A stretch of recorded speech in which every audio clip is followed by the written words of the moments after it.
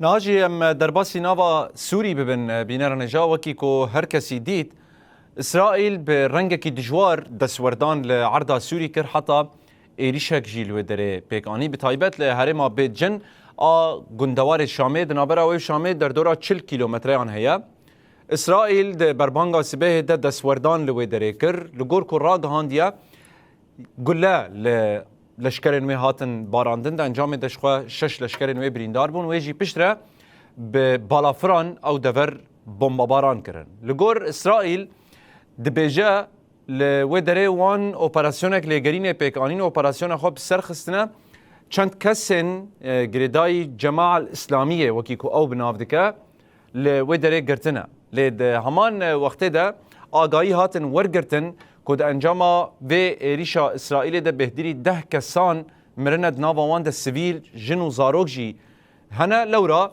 حکومتا و گوهز به تایبت وزارت آویا کار در و او ایریشا هان شرمزار کر وکی بن پیکرنا سروریا سوریه بناف کر ev der şopa êrişeke İsraîlê yal hundirê axa Sûriyê.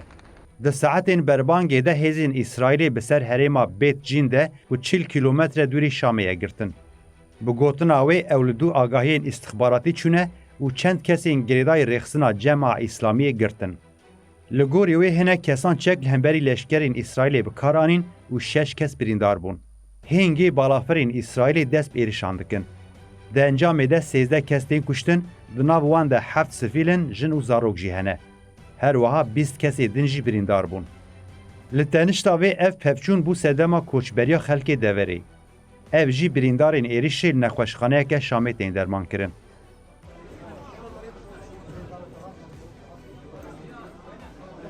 Artêşa İsraîlê ragihand ku operasyona wan bi ser ket û wê li hemberî her gefekê bêdeng nemînin.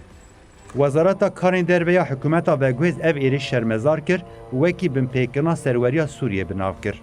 Her wiha İsraîl bi pêkanîna komkujiyekê li dijî sivîlan tawanbar kir û ji Meclisa Ewlêkarî û Civaka Navnetewê xwest ku sînorekî ji İsraîlê re deynin.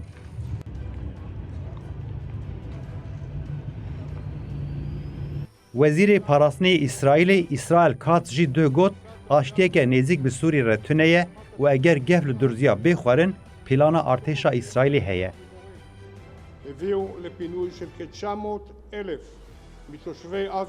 Ji dema rejima El Esed hatiye hilweşandin rojane hêzên İsraîlê derbasî Sûriyê dibin û lêgernê dikin. İsraîl dibîne ku li başûrê Sûriyê gefeke ewlekariyê ji bo wan heye û ew her tim çavdêriyê dikin. Berî çendekê jî berpirsên İsraîlê derbasî axa Sûriyê bûn û çavdêrî li rewşa sînor kirin.